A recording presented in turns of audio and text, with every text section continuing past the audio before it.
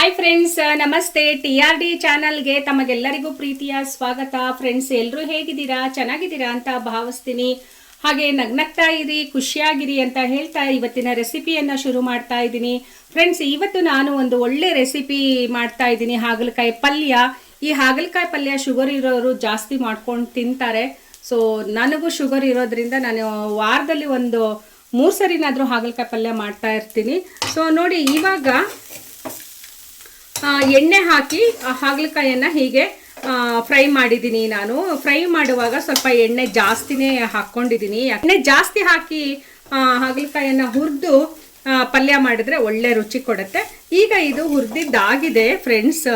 ನಾನು ಆ ಕಡೆ ಬೇರೆ ಕಡೆ ಶಿಫ್ಟ್ ಮಾಡಿಕೊಂಡು ಒಗ್ಗರಣೆಗೆ ಈ ಕಡೆ ರೆಡಿ ಮಾಡ್ಕೊಳ್ತಾ ಇದ್ದೀನಿ. ಫ್ರೆಂಡ್ಸ್, ಇವಾಗ ಬಾಣಲಿ ಕಾದಿದೆ, ಎಣ್ಣೆ ಹಾಕ್ತಾ ಇದ್ದೀನಿ. ನಾನು ಹಾಗಲಕಾಯಿ ಹುರಿಯುವಾಗ ಎಣ್ಣೆ ಸ್ವಲ್ಪ ಜಾಸ್ತಿ ಹಾಕ್ಕೊಂಡು ಹಾಗಲಕಾಯಿ ಹುರಿದಿದ್ದೆ, ಹಾಗಾಗಿ ಇವಾಗ ಒಗ್ಗರಣೆಗೆ ಒಂದು ಸ್ವಲ್ಪ ಹಾಕ್ಕೊಳ್ತಾ ಇದ್ದೀನಿ. ಸೊ ಇದಕ್ಕೆ ಸ್ವಲ್ಪ ಎಣ್ಣೆ ಜಾಸ್ತಿ ಇದ್ದರೆ ಪಲ್ಯ ಚೆನ್ನಾಗಾಗತ್ತೆ. ಸೊ ಇಷ್ಟು ಹಾಕ್ಕೊಳ್ತಾ ಇದ್ದೀನಿ ನೋಡಿ. ಎಣ್ಣೆ ಕಾಯ್ತಾ ಇದೆ, ಸಾಸಿವೆ ಜೀರಿಗೆ ಹಾಕ್ತಾ ಇದ್ದೀನಿ. ಆಲ್ರೆಡಿ ಎಣ್ಣೆ ಕಾದಿದೆ ಫ್ರೆಂಡ್ಸ್. ಇವಾಗ ಕರ್ಬೇವಿನ ಸೊಪ್ಪು ಹಾಕ್ತಾ ಇದ್ದೀನಿ. ನೋಡಿ, 2 ದೊಡ್ಡ ಸೈಜು ಈರುಳ್ಳಿಯನ್ನು ತಗೊಂಡಿದ್ದೆ, ಹೀಗೆ ದೊಡ್ಡದಾಗಿ ಹೆಚ್ಚಿದ್ದೀನಿ.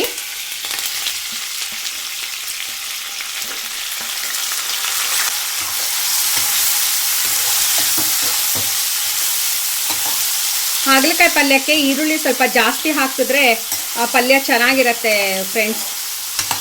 ಹಾಗಾಗಿ ನಾನು ದೊಡ್ಡದು 2 ಈರುಳ್ಳಿ ತಗೊಂಡಿದ್ದೀನಿ. ಸ್ವಲ್ಪ ಉಪ್ಪು ಹಾಕ್ತಾ ಇದ್ದೀನಿ. ಇವಾಗ ಈರುಳ್ಳಿ ಕಲರ್ ಸ್ವಲ್ಪ ಚೇಂಜ್ ಆಗಿದೆ ನೋಡಿ. ಇವಾಗ ಟೊಮೆಟೊ ಹಾಕ್ತಾ ಇದ್ದೀನಿ. ನಾನು ಮೀಡಿಯಮ್ ಸೈಜ್ದು 3 ಟೊಮೆಟೊ ತಗೊಂಡಿದ್ದೆ.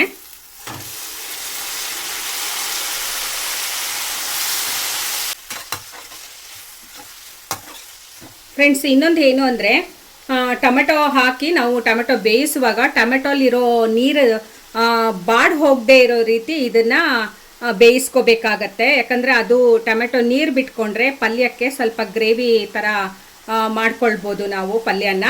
ಸೊ ಚೆನ್ನಾಗಿರುತ್ತೆ ಟೇಸ್ಟ್ ತುಂಬಾ.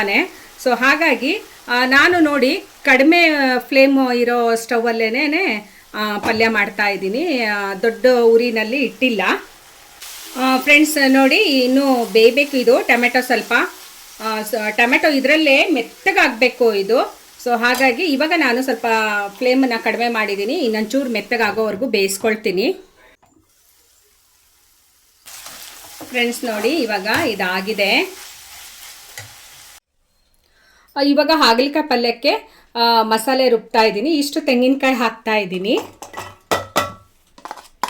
ಇಷ್ಟು ತೆಂಗಿನಕಾಯಿ ಮತ್ತು ಸಾಂಬಾರು ಪುಡಿ. ನಾವು ಮನೆಯಲ್ಲೇ ಮಾಡ್ಕೊಂಡಿರೋ ಸಾಂಬಾರು ಪುಡಿಯನ್ನು ನಾನು ಹಾಕ್ತಾ ಇದ್ದೀನಿ. ನಿಮ್ಮ ಮನೆಯಲ್ಲಿ ಯಾವುದಿರುತ್ತೋ ಅದೇ ಸಾಂಬಾರು ಪುಡಿ ಹಾಕ್ಕೊಳ್ಳಿ. ಸೊ ನೋಡಿ, ತುಂಬ 1 ಸ್ಪೂನು ಸಾಂಬಾರು ಪೌಡ್ರು ಮತ್ತು ಇನ್ನೊಂದು ಸ್ಪೂನ್ ಹಾಕ್ತಾ ಇದ್ದೀನಿ. 2 ಸ್ಪೂನ್ ಸಾಕು. ನಂತರ ಖಾರದ ಪುಡಿ ಹಾಕ್ತಾ ಇದ್ದೀನಿ.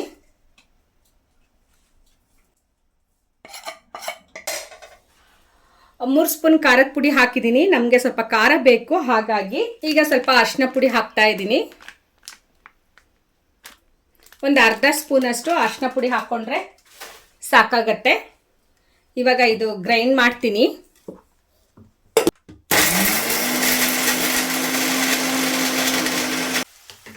ರುಬ್ಕೊಂಡಿರೋ ಮಸಾಲೆ ಹಾಕ್ತಾ ಇದ್ದೀನಿ ಇದಕ್ಕೆ.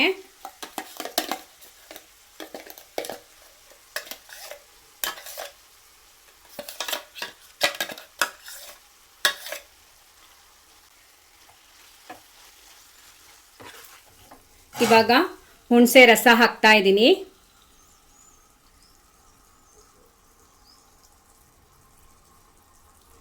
ಟೊಮೆಟೊ ಜಾಸ್ತಿ ಹಾಕಿರೋದ್ರಿಂದ ಹುಳಿ ಸ್ವಲ್ಪ ಕಡಿಮೆ ಹಾಕ್ತಾ ಇದ್ದೀನಿ, ಆಮೇಲೆ ನೋಡ್ಕೊಂಡು ಹಾಕೋಣ ಅಂತ. ಉಪ್ಪು ಸಹ ನೋಡ್ಕೊಂಡು ಹಾಕೋಣ. ನಾನು ಹಾಗಲಕಾಯಿ ಹುರಿಯುವಾಗ ಹಾಕಿದ್ದೆ, ಮತ್ತು ಈರುಳ್ಳಿ ಒಗ್ಗರಣೆ ಹಾಕ್ಕೊಂಡಾಗ ಸಹ ಸ್ವಲ್ಪ ಹಾಕಿದ್ದೆ. ಇನ್ನೊಂದು ಚೂರು ಹಾಕಿರ್ತೀನಿ.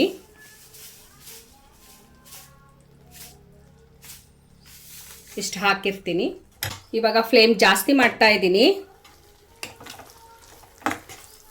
ಇದಕ್ಕೆ ಮೇಯ್ನ್ ಆಗಿ ನಾವು ಹಾಕೋದು ಅಂದರೆ ಸಾಮಾನ್ಯವಾಗಿ ಸಾರಿಗೆ ಪಲ್ಯಕ್ಕೆ ಎಲ್ಲ ಹಾಕ್ತೀವಿ ನಾವು. ಸೊ ಇದಕ್ಕೆ ಸ್ವಲ್ಪ ಜಾಸ್ತಿ ಹಾಕ್ತೀವಿ. ಏನು ಅಂದರೆ ಬೆಲ್ಲ. ನೋಡಿ ಬೆಲ್ಲ ಇಷ್ಟು ಹಾಕ್ತಾ ಇದ್ದೀನಿ ನಾನು. ಸೊ ಕಹಿ ಇರೋದ್ರಿಂದ ಹಾಗಲಕಾಯಿ, ಸೊ ಇಷ್ಟು ಬೆಲ್ಲ ಬೇಕಾಗತ್ತೆ. ಇದೇನಿದು ತುಂಬ ಸ್ವೀಟ್ ಆಗುತ್ತಲ್ಲ ಅಂತ ಅಂದ್ಕೊಳ್ಬೋದು ನೀವು. ಇಲ್ಲ, ತುಂಬ ಸ್ವೀಟ್ ಆಗೋದಿಲ್ಲ. ಅದಕ್ಕೆ ಸ್ವೀಟ್ ಜಾಸ್ತಿ ಗೊತ್ತಾಗಬಾರ್ದು ಅಂತಲೇ ಸ್ವಲ್ಪ ಖಾರನೂ ಮುಂದೆ ಮಾಡಿ ಹಾಕಿರ್ತೀವಲ್ವಾ, ಬ್ಯಾಲೆನ್ಸ್ ಆಗುತ್ತೆ. ಇಷ್ಟು ಬೇಕಾಗತ್ತೆ ಬೆಲ್ಲ, ಇಲ್ಲಾಂದರೆ ಮಕ್ಕಳು ತಿನ್ನಲ್ಲ. ಹೀಗೆ ಮಾಡಿ ನೋಡಿ, ಮಕ್ಕಳು ಕೂಡ ಚಪ್ಪರಿಸ್ಕೊಂಡು ತಿಂತಾರೆ ಮನೆಯಲ್ಲಿ. ಸೊ ಇದು ಶುಗರಿಗೆ ತುಂಬ ಉಪಯುಕ್ತ ಆಗಿರೋದ್ರಿಂದ ನಾವು ವಾರಕ್ಕೆ 1-2 ಸರಿ 3 ಸರಿ ಮಾಡಿಕೊಂಡು ಮನೆಯವರಿಗೆಲ್ಲ ಕೊಟ್ಟು ನಾವು ತಿಂದರೆ ಆರೋಗ್ಯ ಚೆನ್ನಾಗಿರತ್ತೆ.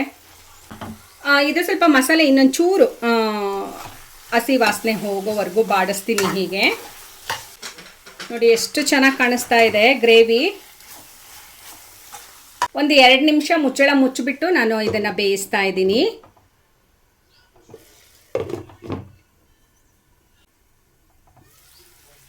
ಆಗಿದೆ. ಇವಾಗ ಈ ಹಂತದಲ್ಲಿ ನೀರು ಹಾಕೋಣ.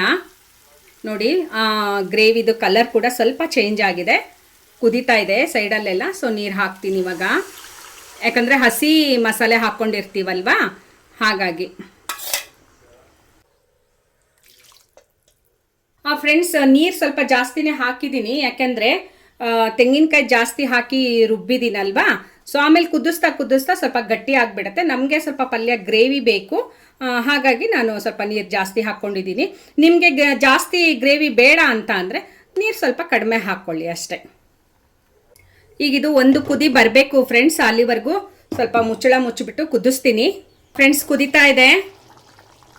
ಇವಾಗ ನಾವು ಹಾಗಲಕಾಯಿ ಹುರಿದಿಟ್ಟಿದ್ವಲ್ಲ ಅದನ್ನು ಹಾಕ್ಕೊಳ್ಳೋಣ. ನೋಡಿ ಇವಾಗ ಹಾಗಲಕಾಯಿ ಹಾಕ್ತಾ ಇದ್ದೀನಿ, ಹುರಿದಿಟ್ಟಿರೋದು. ನೋಡಿ ಇನ್ನೂ ಕುದ್ರೆ ಸ್ವಲ್ಪ ಗಟ್ಟಿ ಬರುತ್ತೆ. ಇನ್ನೊಂದು ಸ್ವಲ್ಪ ನೀರು ಬೇಕಾಗ್ಬೋದು, ಆಮೇಲೆ ನೋಡಿಕೊಂಡು ಹಾಕೋಣ.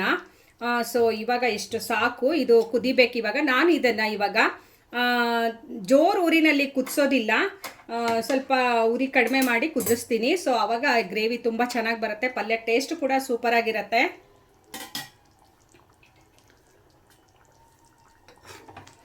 ನೋಡಿ ಹೀಗಿದೆ, ಚೆನ್ನಾಗಿ ಕಾಣಿಸ್ತಾ ಇದೆ ಅಲ್ಲ ಫ್ರೆಂಡ್ಸ್ ಪಲ್ಯ ಕಲರು. ಇದು ಹಾಗಲಕಾಯಿ ಗೊಜ್ಜಂತನೂ ಹೇಳ್ಬೋದು, ಇಲ್ಲ ಪಲ್ಯ ಅಂತನಾದರೂ ಹೇಳ್ಬೋದು, ಹೇಗೆ ಹೇಳಿದ್ರು ಒಂದೇನೇನೆ.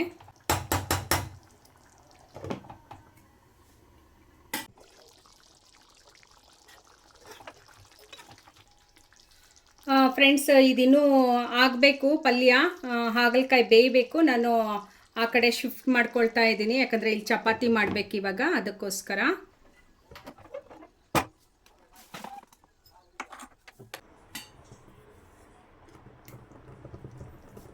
ನೋಡಿ ಪಲ್ಯ ರೆಡಿ ಆಯಿತು. ಇವಾಗ ಎಷ್ಟು ಚೆನ್ನಾಗಿ, ಕಲರ್ ಕೂಡ ತುಂಬ ಚೆನ್ನಾಗಿದೆ ನೋಡೋಕ್ಕೆ. ಫ್ರೆಂಡ್ಸ್, ನಾನು ಟೇಸ್ಟ್ ಮಾಡಿ ನೋಡಿದೆ, ಉಪ್ಪು ಖಾರ ಹುಳಿ ಎಲ್ಲ ಹೇಗಿದೆ ಅಂತ.